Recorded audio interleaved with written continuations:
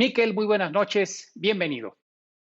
Encantado de saludarlos a los tres, muy buenas noches, un placer estar aquí.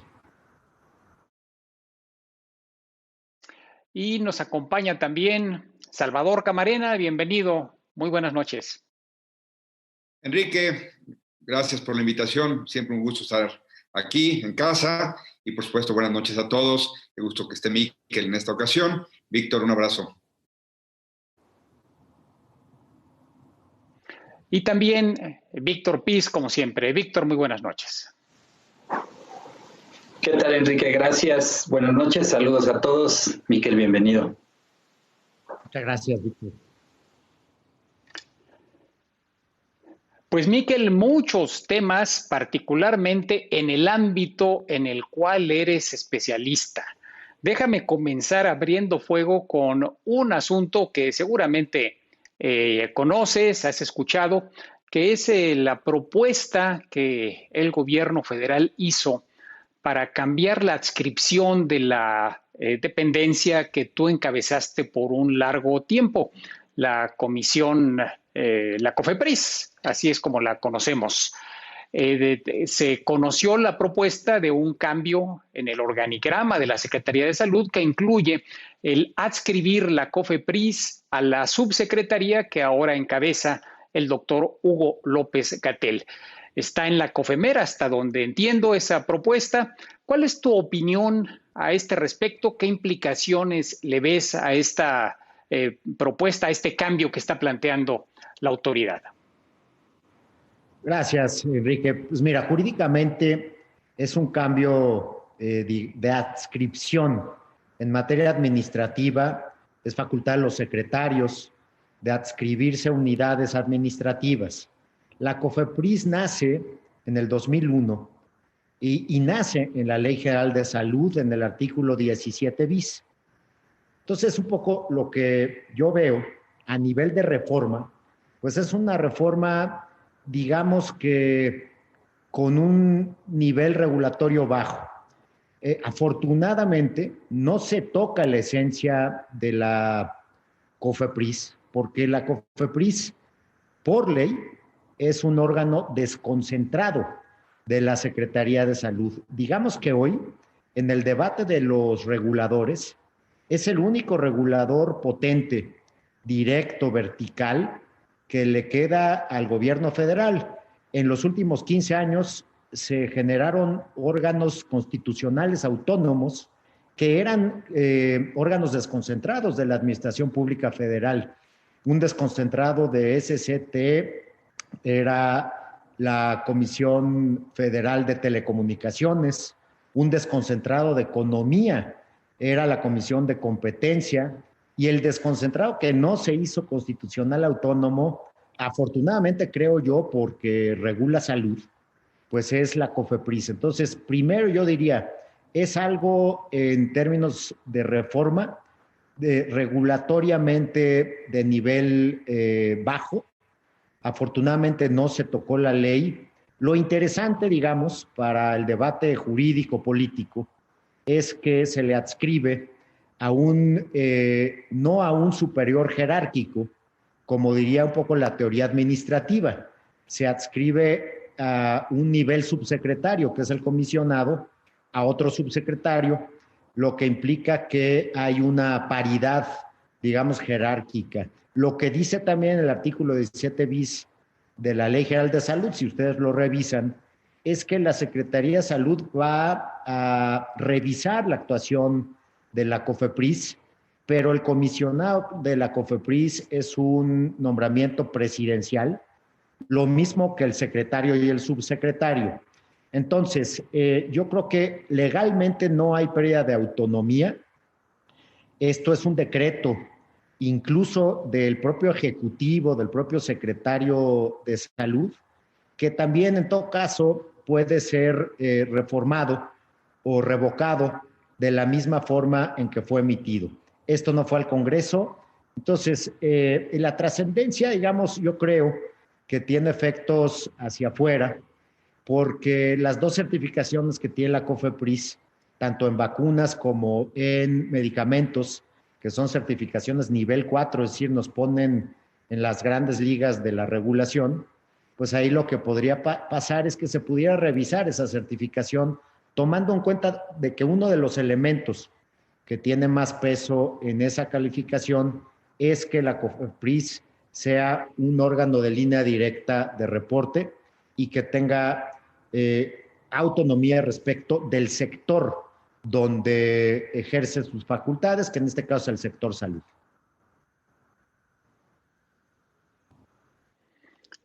Miquel, nada más para precisar, porque hubo muchas reacciones después de conocerse esta propuesta. Hubo el temor de la pérdida de la autonomía técnica que tiene la COFEPRIS. A tu juicio, ¿esto no está en riesgo? Es decir, la COFEPRIS que tú conduciste por un lustro, poco más de un lustro, ¿seguiría funcionando aún con este cambio con la misma autonomía técnica que tú tuviste? Ciertamente, porque no se modificó su estructura legal. Los diputados o el Congreso no reformó su personalidad jurídica que está en el artículo 17 bis. Lo que pasó fue que el secretario de Salud ejerció una facultad donde adscribe a la COFEPRIS a una subsecretaría, no directamente al reporte del secretario. Entonces, no es una reforma cosmética, sin duda. Manda un mensaje político, yo creo que muy fuerte a todos los regulados, que son el 11% del PIB. La COFEPRIS regula 43 centavos de cada peso que gasta el mexicano, pero en el fondo la ley sigue igual. La COFEPRIS sigue siendo un órgano que nace a partir de un acto legislativo, no administrativo, y la COFEPRIS puede seguir ejerciendo su regulación de la misma manera porque no se somete su proceso regulatorio a ningún otro órgano de Estado, a ningún otro órgano legislativo. Y yo creo que si hubiéramos de jerarquizar este cambio de positivo a negativo, yo creo que no es algo que trastoque la funcionalidad de la COFEPRIS, simplemente implica que en el acuerdo del día a día del comisionado de la COFEPRIS, pues lo tendrá que hacer con el subsecretario de Salud, con el subsecretario de Prevención, y no hacerlo con el secretario de Salud en todo caso. Salvador, adelante. Enrique, creo que es sorpresivo lo que nos está diciendo Miquel, precisamente porque va, en términos generales, creo que iremos ahorita a los matices, a contracorriente, como bien decías, Enrique, de la polémica que se ha suscitado en este mes de agosto a partir de que se conoció que esto iba a ocurrir y que luego se patentizó, quedó establecido en un decreto presidencial. Porque, como nos explicaba Miquel, sí, el reporte era al secretario por parte del titular de COFEPRIS, si entiendo bien, y ahora va a ser al subsecretario. Y creo que aquí tenemos mínimo dos planos. El propio Miquel nos decía, ya lo subrayaba él, hay una señal política muy fuerte. Y creo que esa señal política viene del elemento en donde este gobierno ha venido concentrando y ha venido mutilando, no siempre en la misma situación, estas dos actividades, concentrar y mutilar, pero en esta ocasión ese es el temor, que al concentrar mutile, que al adscribir, como decíamos, Miquel, a la COFEPRIS, a la Subsecretaría de Promoción y Prevención de la Salud, se termine por mutilar la autonomía precisamente de un órgano que tiene, entre otros, como cliente, digamos, que tiene que advertir si las vacunas o las medicinas que adquiere el subsecretario de Prevención y Promoción son las adecuadas, si reúnen las cualidades que tienen que ser así, le toca vigilar precisamente a la COFEPRIS que todos los medicamentos y las vacunas tengan las características adecuadas para ser luego suministradas en México. Entonces, Miquel, en concreto, recorriendo que es una, digamos, opinión sorpresiva, mesurada, qué bueno que la planteas y además la fundamentas. pero en términos reales no estamos asistiendo a un señalamiento presidencial de que la COFEPRIS no va a venir a regularme a mí, y para eso se lo voy a dar, y ya hablaremos de eso, a la subsecretaría, que además ha consolidado una gran potencia mediática. Yo no sabía que el señor López-Gatell, que tantas críticas ha recibido por parte de su manejo de la pandemia, ahora va a poder vigilar el funcionamiento de una docena de nuevos órganos que le están encargando, entre ellos la COFEPRIS. Pero de verdad, Miquel, ¿no crees que va a estar en riesgo la autonomía de la COFEPRIS, que vamos a caer en un conflicto de interés? Mira, te contesto con un poco el ejemplo, ¿no? ¿Qué pasaba cuando yo era titular de la COFEPRIS y en mi relación con el subsecretario de Prevención, que fue Mauricio Hernández, fue después Pablo Curi? Había una relación muy relevante de coordinación. La política pública de prevención, Salvador, de la Secretaría de Salud, un poco se traduce en actos de ejecución para proteger la salud de la gente. Te voy a poner un ejemplo.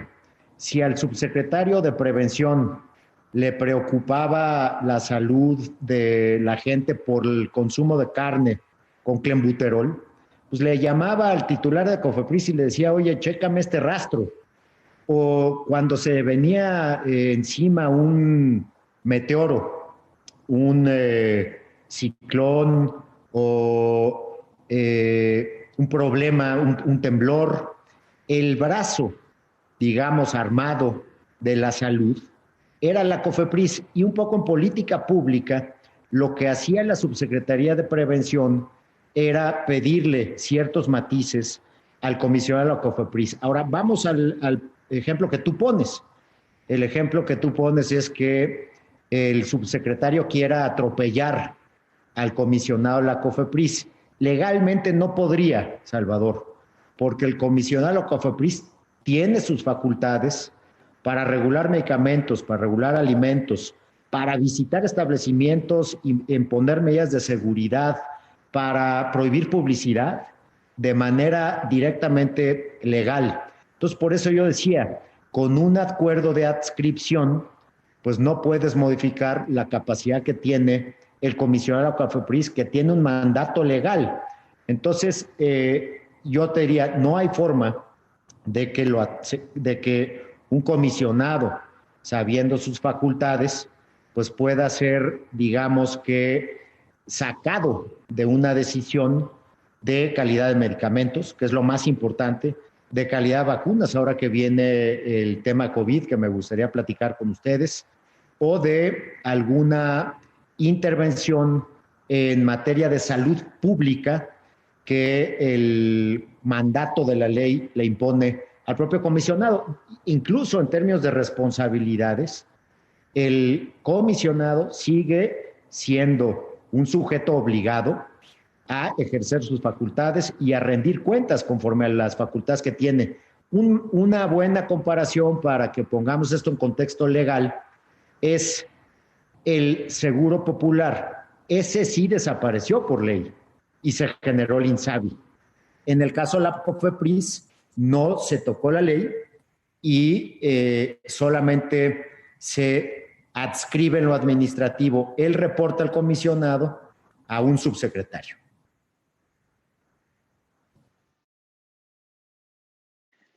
Adelante, Víctor. Sí, gracias, Enrique. Pues nada más para redondear el tema, creo que sí es relevante lo que dice Miquel en el sentido de la implicación de paridad que tiene este cambio de adscripción, porque bueno, sí, lo dice ahora Salvador, justamente bajo su tutela, el subsecretario pues, tendrá a COFEPRIS y a 12 instancias más.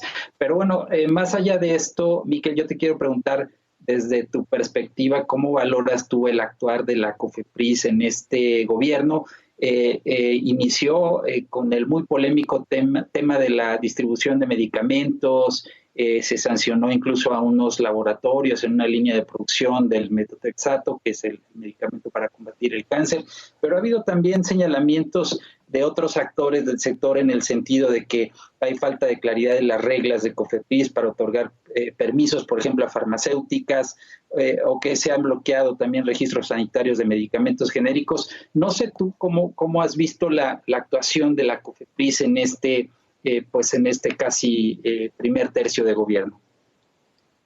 Gracias, Víctor. Mira, yo fui 18 años funcionario público y siempre fui creyente de un principio, ¿no? Cuando ya no estás en la administración pública, creo que es un tema de principios. No criticar al que está ahora, sabiendo lo que vive y lo que enfrenta. Creo que es una regla no escrita y a mí me gusta vivir en ese principio porque yo enfrenté muchas presiones en la propia COFEPRIS. La COFEPRIS es un poquito un órgano que tiene una facultad sancionadora fuerte y que, distinto del modelo que se persiga, es un poco lo importante que yo les quiero dejar aquí para el análisis, es cuáles son los objetivos de fondo de política pública de la COFEPRIS. El acceso a los medicamentos, el acceso a las vacunas, el acceso a los alimentos, todo con calidad, seguridad y eficacia. Entonces, yo lo que revisaría, y no sé si ya están disponibles los datos, es el gasto de bolsillo en salud, que es una herramienta de la COFEPRIS para el gobierno para bajar el gasto de bolsillo en salud directa. ¿Cuánto invierte el gobierno mexicano, digamos, en medicamentos de su presupuesto en salud?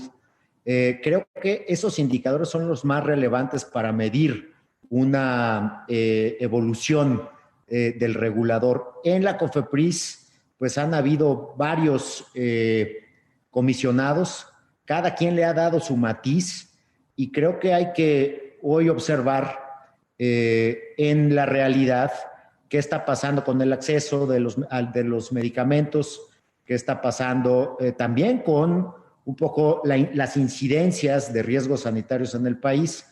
Diría, Víctor, que hay que dar tiempo para evaluar y siempre vas a tener regulados que no estén satisfechos con algo de lo que tú hagas. Yo lo platiqué con Julio Frenk, que fue el que pensó este órgano, y le dije, oye, Julio, ¿por qué le pusiste tantos regulados a la COFEPRIS en tu diseño original?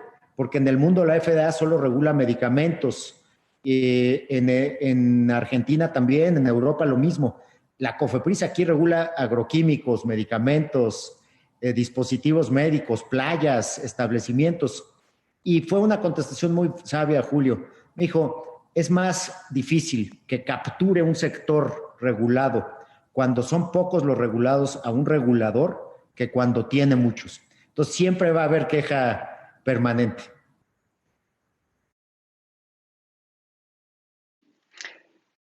Si te parece, vamos a hacer un breve paréntesis, Miquel, y continuamos con esta charla. Estamos en la silla roja.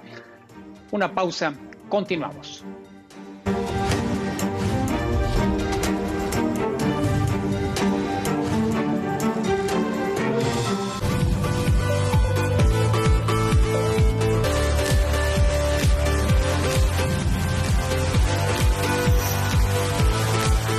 Informar con una visión social es lo más importante, lo que nos afecta, nos duele y nos conmueve.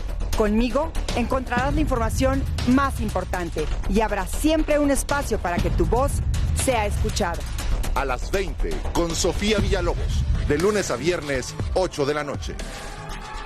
El financiero Bloomberg, información con poder.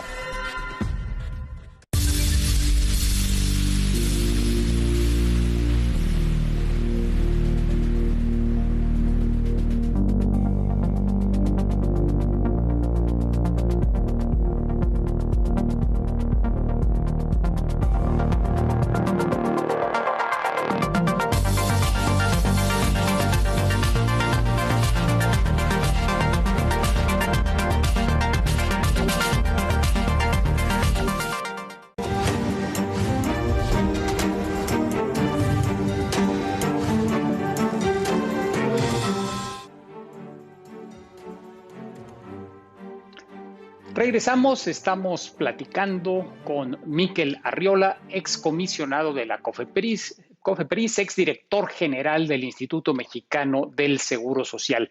Ya adelantabas, Miquel, el tema de la vacuna contra el COVID-19 y toda esta discusión que se ha dado, que va a ser México, las pruebas clínicas. Platícanos un poco de cuál es tu perspectiva a este respecto. Gracias, Enrique. Y tiene un efecto centralmente económico. Empiezo por definir el mercado vacunas. ¿Cómo es el mercado vacunas? El mercado vacunas tradicionalmente ha sido de vendedores. El vendedor es el que fija las condiciones de mercado porque hay más demanda que producto.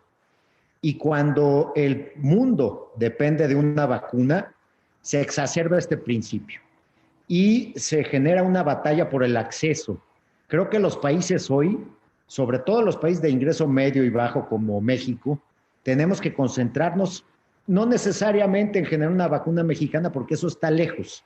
Lo que tenemos que hacer certeramente es ver dónde están los espacios, los cupos para la vacuna mexicana. La Organización Mundial de la Salud ya dijo, para el primer bloque de vacunación, los criterios de personas son médicos y enfermeras, adultos mayores y personas con comorbilidades. Y puso un par de condiciones adicionales. Esta vacuna, por sus características, se tendría que dar en 2 dosis con una merma del 15%. México, con esos criterios, necesita 68 millones de dosis de aquí a noviembre. ¿Y qué hay? Vamos a poner esto un poco en términos de la agricultura. Hay un ciclo otoño-invierno de vacunas, Enrique, que se limita, otra vez, esta tragedia de mercado, se limita a 4 proveedores.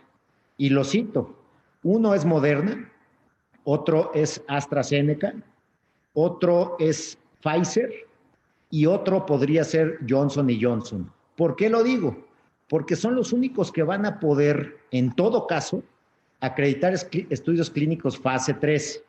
Si son exitosos en la fase 3, vamos a tener en noviembre autorizaciones de agencias sanitarias. Vuelvo a lo de la agencia sanitaria. Solamente el mundo le va a creer a la FDA o a la Agencia Europea de Medicamentos. Por eso me fijo solamente en esas 4.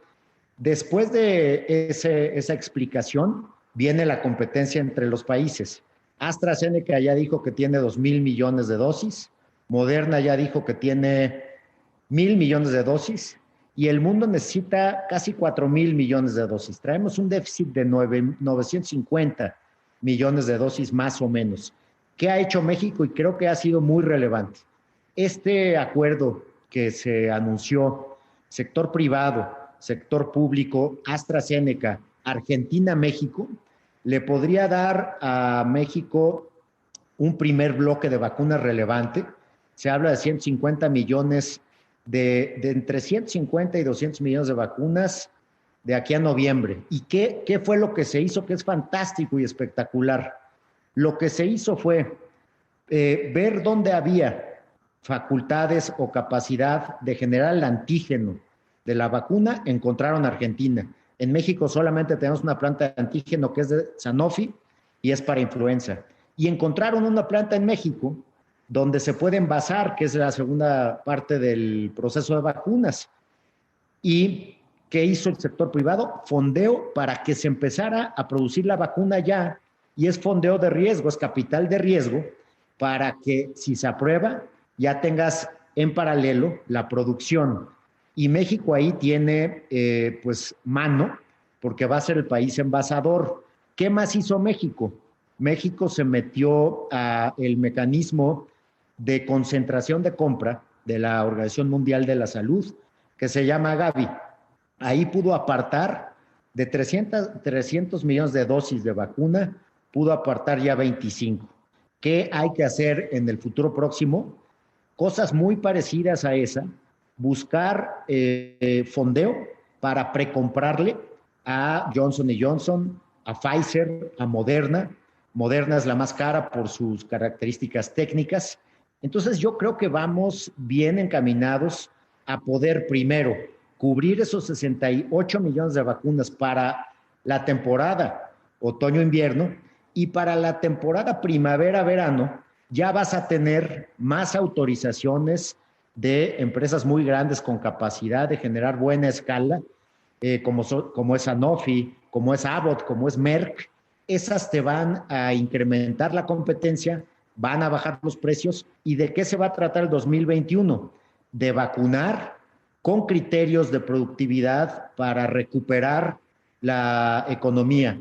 Si no pasa eso, vamos a caer en una tragedia doble en el mundo, porque los países que están haciendo la vacuna son los industrializados. Y si los industrializados no generan acceso a los menos industrializados, las inequidades del planeta se van a ampliar en vez de acortarse. Gracias por este panorama, Miquel, muy revelador de cómo está el mundo de las vacunas. Adelante, Salvador. Sí, en efecto, yo creo que lo que nos acaba de plantear Miquel da mucha claridad sobre una ruta crucial. Por más que cierta normalidad se vaya instalando en el día a día entre los mexicanos, es la gran esperanza, pues, que pronto llegue a desarrollarse completamente la vacuna, las vacunas, y que se oye bien, que el gobierno mexicano esté dando los pasos adecuados para que pronto toda la población, con los grupos de riesgo, como los fue enumerando nuestro invitado esta noche, vayan teniendo, por supuesto, acceso a la misma, y así hasta que nos toque a todos. Y creo que en eso, por lo menos, hay que acreditar al presidente López Obrador y a su gabinete, que han hecho anuncios interesantes y que hay cierta tranquilidad de que se están haciendo cosas.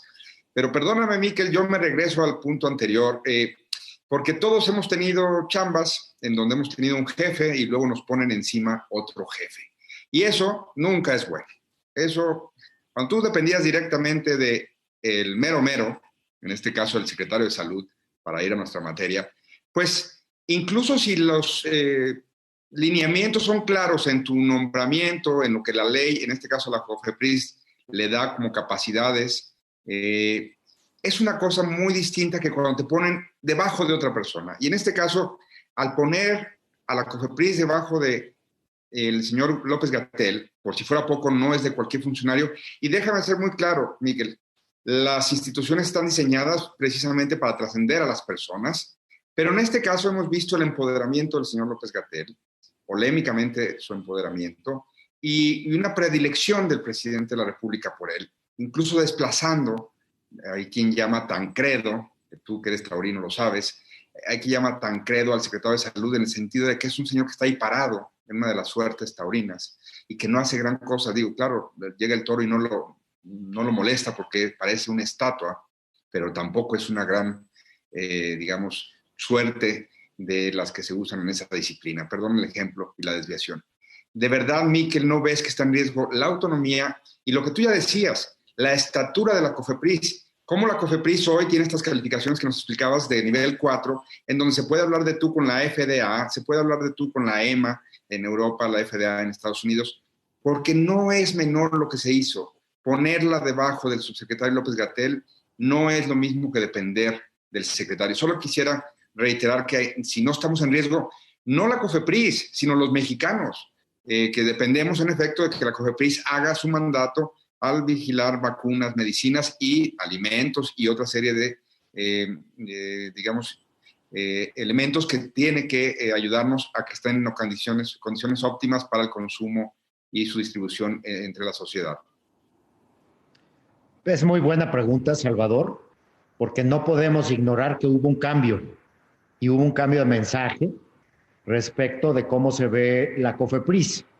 Y creo que si la COFEPRIS no hace bien su trabajo, sí podemos enfrentar problemas de calidad, seguridad y eficacia de los medicamentos, podemos enfrentar problemas de riesgo en salud en establecimientos. La COFEPRIS regula a todos los establecimientos de consumo humano de nuestro país a través de la coordinación con los estados, Y también la COFEPRIS tiene una facultad adicional, que es la de participar en la negociación de los tratados internacionales, defendiendo los temas de acceso en patentes de medicamentos. Creo ahí que mientras no cedamos en los grandes logros que hemos tenido, por ejemplo, los genéricos de México son los más seguros del mundo. ¿Y por qué lo digo? Porque somos el único país que le pide al genérico tener pruebas de bioequivalencia, que el genérico sea exactamente igual al de patente cuando ya venció. Eso, si eso se trastoca, sí estamos en riesgo. ¿Qué otro riesgo podemos tener? Que por una decisión política no se respete una patente. Ahí tenemos un riesgo de que la inversión se vaya y tenemos un riesgo de que nos suban como país a un panel. ¿Dónde más tenemos un riesgo si se politiza a este órgano técnico? Pues en que, por ejemplo, no se puedan atender los riesgos sanitarios en el agua, los riesgos sanitarios en los establecimientos. Yo lo que te quiero decir aquí, Salvador, es que es verdaderamente técnica la labor de la COFEPRIS.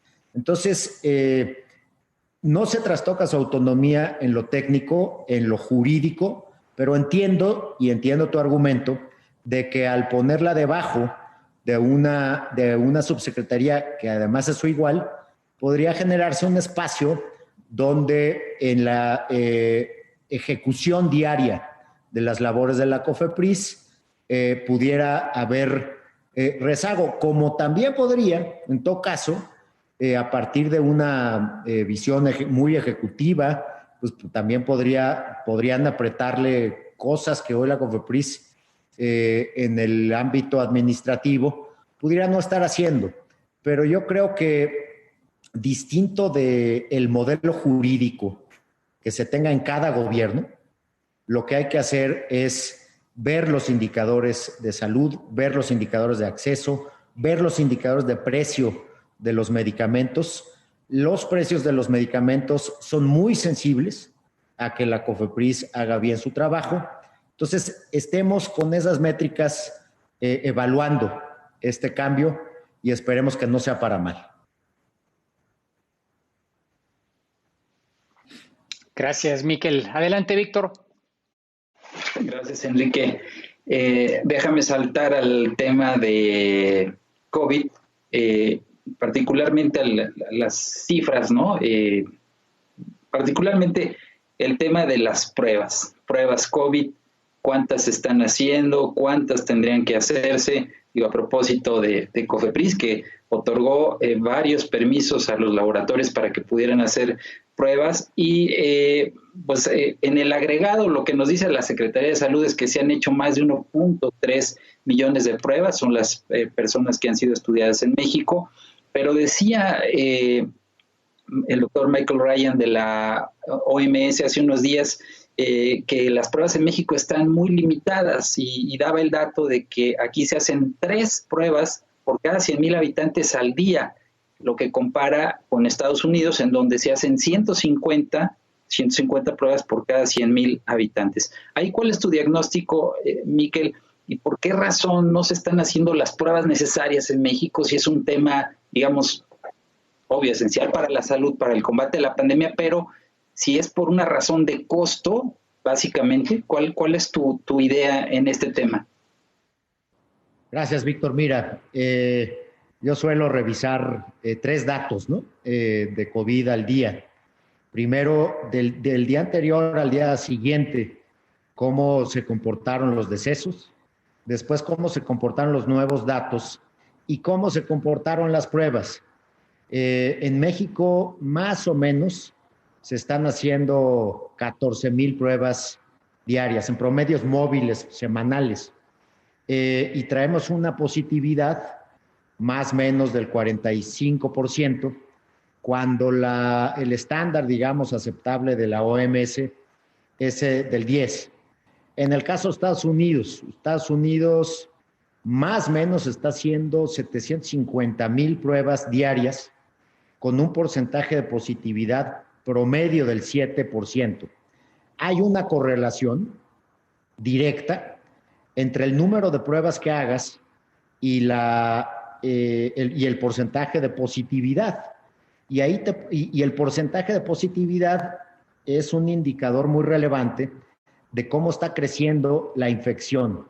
Hay países que se concentraron en el modelo de búsqueda intencionada de casos y contactos desde el principio, y vemos que a partir de eso su curva epidemiológica fue mucho más chica y se redujo de manera mucho más rápida, como en el caso de Corea del Sur, como en el caso de China. Esto acompañado también del uso de los cubrebocas. Vemos casos como Nueva York, que fue el principal foco de la pandemia en América cuando llegó, que a partir de este modelo de búsqueda intencionada de casos y contactos con pruebas, también pudo controlar. Entonces, el reto en lo epidemiológico, creo, es seguir creciendo en materia de pruebas para que se reduzca la positividad. ¿Qué te dice una positividad del 45%? Que estás haciendo las pruebas a boca de hospital y que casi, pues uno de cada dos te va a dar positivo, y entonces lo que estás haciendo es atender la epidemia en el hospital, no necesariamente afuera.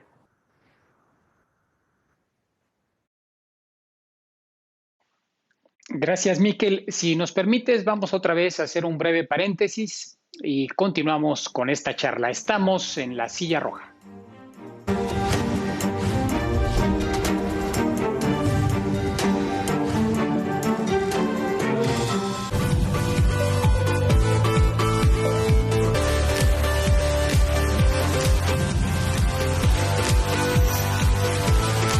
¿Qué debimos de haber hecho distinto? Un Correcto. país como México, con un sistema hospitalario deficiente. Se usa distanciamiento social, se usa cubrebocas. El cubrebocas es esencial, pero no como recomendación, no como háganlo en buena onda, es por el bien de todos nosotros.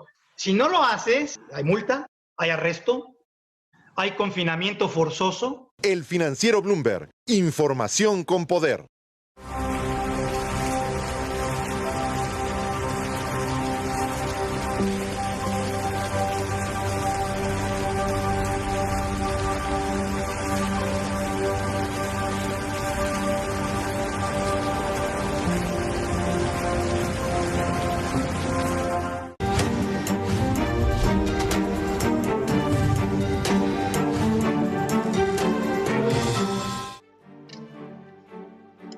Regresamos a esta conversación con Miquel Arriola. Miquel, abundando un poquito en lo que te decía Víctor, pero conectando con el tema de la vacuna. A tu juicio, ¿vamos a tener el control de la pandemia hasta que tengamos una vacunación generalizada?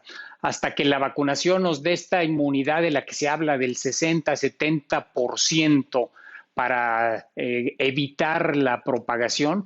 Y algo que nos preguntan mucho y que todos queremos saber, ¿esto va a ocurrir en enero, en marzo, en junio, en diciembre del 2021, bajo la premisa de que tengamos las vacunas autorizadas ya en los tiempos que se han manejado? ¿Cuál es tu visión?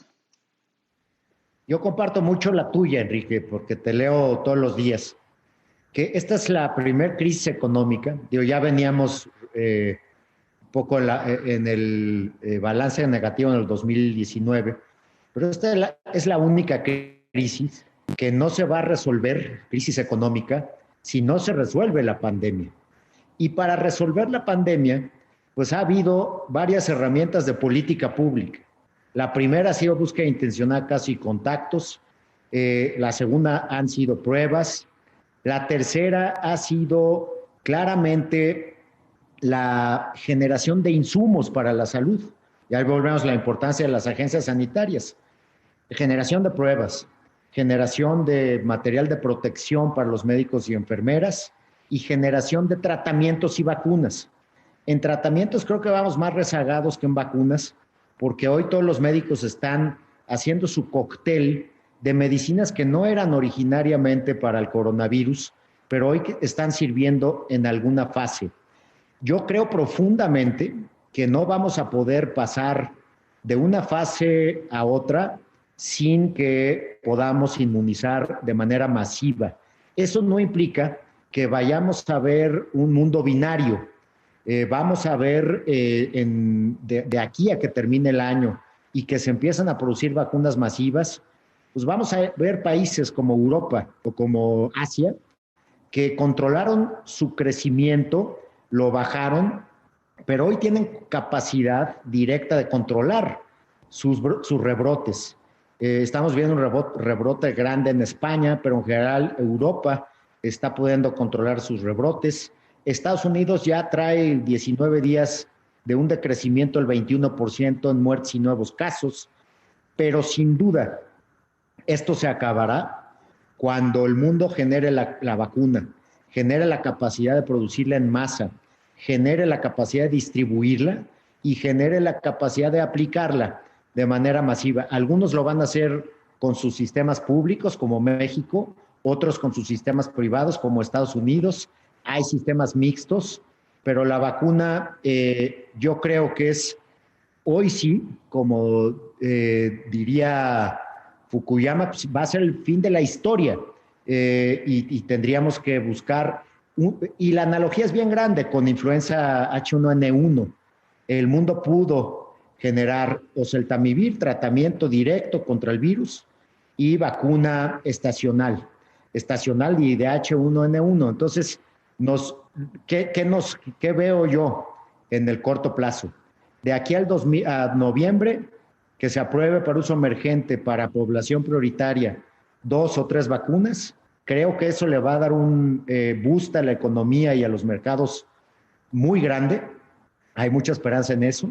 Si no pasa, también a la inversa, y veo un 2021 donde hacia el segundo semestre los países que obtengan acceso a la vacuna podrían inmunizar a la mayoría de la población y generar ya sus ciclos de vacunación con cargo a saber cómo inmuniza la vacuna y cómo permanece la vacuna. Por ejemplo, la de Astra lo dijo Lancet. Pues Lancet lo que dijo es, sí encontramos en fase 2 inmunización, pero encontramos también una proteína T que permanece en el cuerpo humano y permanece con inmunización. Es yo lo que veo, querido Enrique. Gracias, Miquel. Salvador, adelante. Miquel, tú que conoces el sistema de salud mexicano, que tiene bifurcaciones, no es homogéneo, no es centralizado, en eso hay virtudes y oportunidades, sin duda, no estoy haciendo una crítica a priori. Pero escuchándote con tal puntualidad describir las fases que una vacuna podría darnos para, 1, prevenir más muertes, 2, empezar a retomar la normalidad y contribuir a recuperación económica, como bien señalabas. Falta mucho, Miquel, falta mucho para la vacuna. Qué bueno, insisto, que el gobierno mexicano esté dando pasos hacia allá, que se prepare desde hoy el terreno, pero te diría, en un sentido de urgencia y en previsión de que faltan meses, 2, 6, 12, 14 meses, no sabemos. ¿Qué dirías que es urgente que el Estado mexicano, es decir, el gobierno, convoque a la sociedad? Porque este gobierno, el gobierno federal, está peleado con los gobiernos de los estados. Vemos discusiones bizantinas y completamente estériles por el semáforo, no semáforo en términos de COVID. Pero te diría, tú que si te dieran la oportunidad, si el presidente López Obrador te diera 5 minutos, ¿qué le dirías al gobierno federal en sentido de urgencia, en lo que llega la vacuna y que se sigan dando los pasos para cuando llegue la vacuna, su implementación en territorio mexicano y luego su distribución y aplicación sea lo más efectiva? Falta mucho para eso. ¿Qué le dirías? Bueno, empecemos hoy por esto, porque tenemos esta realidad y tú lo sabes muy bien que sigues estas cifras como nos decías. Camas desocupadas, pero pilas de cadáveres en muchos otros lados, porque, como bien decías, muchos enfermos llegan o muy tarde a los hospitales o ya simplemente ahí se les detecta y es más cuesta arriba para el personal médico sacarlos adelante. Mira, Salvador, yo creo que estamos en una época donde tenemos que hacer reflexiones de carácter de costo-beneficio, ¿no? tenemos poco tiempo para resolver problemas muy directos. Entonces yo le diría lo siguiente, todavía estamos a muy buen tiempo de generar una campaña nacional de búsqueda intencionada de casos y contactos, con pruebas intensivas. Segundo, hay aplicaciones de teléfono inteligente que han probado ser muy eficientes. ¿Por qué? Porque con la información que tienen las plataformas, Apple, Google, las que tú me digas, tú podrías darle a la persona la capacidad de ser avisada de que una persona con síntomas o una persona con COVID está cerca de ella. Con eso se han podido bajar los rangos de infección de manera muy acelerada. Y tercero, Salvador, no cesar en la búsqueda de espacios de la manufactura de vacunas de las grandes farmacéuticas. Moverse en lo diplomático, moverse en lo regulatorio, para encontrar ese espacio de abasto para México, porque todos los países están compitiendo. Te pongo un ejemplo, Francia, Alemania, Italia y Países Bajos ya tienen una capacidad de adquisición de 400 millones de dosis con Gavi, con este mecanismo de la OMS. Tenemos que seguir moviéndonos, no va a ser suficiente lo que estamos haciendo hoy con Astra, porque se va a requerir más vacuna. Entonces, lo que tenemos, y yo creo que lo está haciendo el gobierno, está buscando esos espacios. Y déjame ponerle un cuarto, protocolos para la reapertura económica. Todas las unidades económicas de cualquier tamaño tienen que cuidar tres cosas, Salvador, tres dimensiones. La dimensión del trabajador en su casa, tiene que tener el trabajador un oxímetro y un termómetro para tomarse síntomas antes de salir a trabajar. En el transporte público hay que exigirle a las autoridades municipales y locales, que son las que regulan a los concesionarios de transporte, que haya sana distancia en las unidades, que saniticen las unidades, que a través de aplicaciones también inteligentes capacitemos al trabajador y al ciudadano para usar el transporte público. Y en el lugar de trabajo, el que regrese al lugar de trabajo tiene que tener un filtro con prueba PCR o pruebas de anticuerpos, y segundo, un filtro de temperatura. Con eso atemperas, son mitigadores. Y déjame decirte, un actor principal que debe de estar en todos los protocolos, en toda la política pública, se llama cubrebocas. Hay evidencia científica respecto que los países que han puesto cubrebocas en alguna altura de la epidemia, se ha reducido la epidemia de manera considerable a llevar a un estatus de semáforo verde. Te pongo el ejemplo de lo que hizo China, de lo que hizo Corea del Sur y de lo que no ha hecho, por ejemplo, Estados Unidos, porque ahí nos está aplicando de manera masiva. Y perdona que te responda con temas tan pragmáticos, pero si no somos pragmáticos, no vamos a resolver y no vamos a dar pasos en un sentido. El único sentido de la política pública hoy tiene que ser cortar la infección, y eso es lo que nos va a dar resultados. Me recordaste, Miquel, las imágenes de la Casa Blanca el jueves por la noche en el evento donde aceptó la candidatura el presidente Trump. 1,500 personas ahí y eran, con los dedos se contaban los cubrebocas, la gente sentada lado a lado ahí en Washington.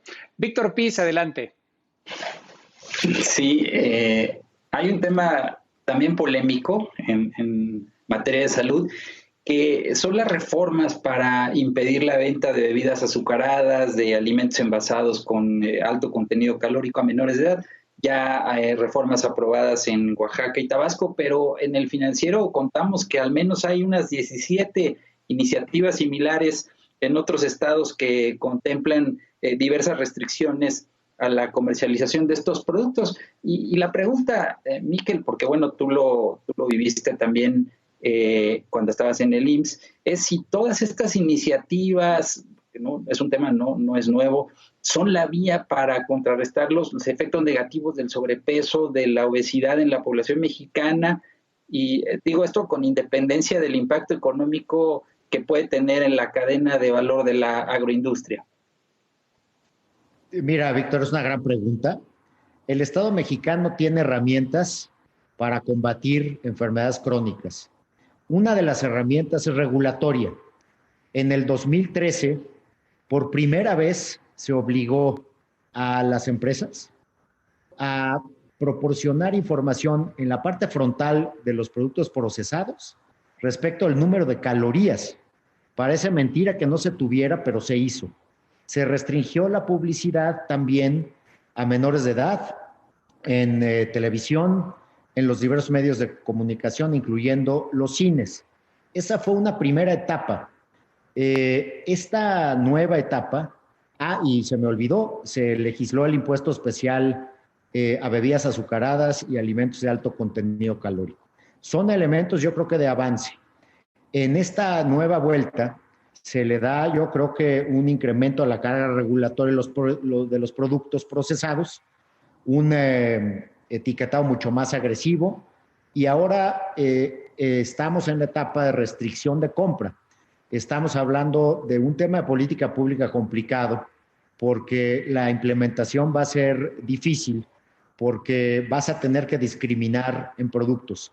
Pero bueno, si la pregunta es si esto ayuda, ciertamente ayuda, pero no es lo único. Hay algo que tenemos que hacer urgentemente como sistema de salud. Fuimos muy exitosos en lo curativo, cuando la gente moría de lesiones y de infecciones. Construimos una gran infraestructura curativa, grandes especialistas. Nos revolcó la ola del bono demográfico y nos revolcó la ola de la transición epidemiológica. Ahora nos morimos de enfermedades crónico-degenerativas. Yo creo que lo más importante en términos de política pública que se tiene que hacer, y nosotros lo pudimos iniciar, ya no hubo tiempo, pero lo pudimos iniciar en el IMSS, fue salir a buscar a edades tempranas los factores de riesgo. Hoy lo que está haciendo nuestro sistema es esperar al diabético a que llegue a edad avanzada con síntomas, que son síntomas que no se pueden revertir, como es ceguera, como es perder miembros del cuerpo o como es perder la función renal. Tenemos un instrumento que es el sistema de salud que tiene que convertirse, como se han convertido en otros países, de curativos a preventivos. Hoy yo creo que es injusto hablar de camas, de cuántas camas por habitante, de cuántos enfermeros y médicos. Creo que ese es un incentivo perverso. No vamos a resolver las crónicas a hospitalazos ni a medicazos. Lo vamos a resolver en medicina familiar, en incrementar con tecnología la capacidad de identificar sobrepeso, obesidad, prediabetes en las edades tempranas. Y lo podemos hacer porque convivimos con el mexicano desde que nace hasta que muere. Entonces, yo creo que es el gran reto. Y en términos de financiamiento, si seguimos con este mecanismo, por ejemplo, hoy el déficit del seguro de enfermedades y maternidad del IMSS trae un déficit de 80,000 millones. En 2050 el déficit sería de 350,000 millones. Entonces, tampoco financieramente lo vamos a poder enfrentar. Creo que es tiempo de hacer una reflexión y transitar, pero con pasos muy concretos, de lo curativo a lo preventivo. Lo vemos un poco en COVID, ¿no? Que la gente, te enteras que la gente trae COVID en el hospital. Sí, porque somos un sistema tradicionalmente curativo. Tenemos que salir a buscar la enfermedad y son intervenciones obviamente mucho más baratas. Gracias, Miquel. Señores, se nos acaba el tiempo. Unos segundos para últimos comentarios. Salvador. Agradecer a Miquel, creo que ha sido muy didáctico. Llevamos 6 meses prácticamente en la pandemia, y escuchar gente como Miquel nos ayuda a retomar prioridades. Creo que esta invitación ha sido muy pertinente, muy oportuna. Gracias, Miquel, y gracias por tenerme a mí también aquí en esta ocasión. Enrique, Víctor, un gusto saludarlos. Gracias, Salvador. Como siempre, tu casa, Salvador. Gracias. Víctor, conclusiones. Gracias, también agradecer a Miquel su presencia esta noche, creo que ha sido muy útil. Sin duda que los retos sanitarios que tiene el país son grandes, por donde le veamos, empezando por la pandemia, y este tipo de reflexiones nos ayudan a ubicar las prioridades del país. Gracias, Miquel. Buenas noches. Muchas gracias. Gracias, Miquel. Oye, y brevemente, la política y el Jaya Alay, ¿ya no? El Jaya Alay sí, por allí. El Jaya Alay sí, la política no sé. Bueno, estaremos pendientes a ver dónde te vemos antes, si en alguna candidatura o en el Frontón México. En el Frontón sí, lo segundo no sé, pero les agradezco mucho este espacio a los tres por sus inteligentes, muy profundas preguntas, y creo que este tema hay que seguirlo out por out. Ojalá nos podamos ver pronto. Les mando un muy afectuoso abrazo. Gracias, Miquel, gracias, Salvador, gracias, Víctor, y sobre todo, gracias a usted por la atención a La Silla Roja. Hasta la próxima semana a la misma hora. Muy buenas noches.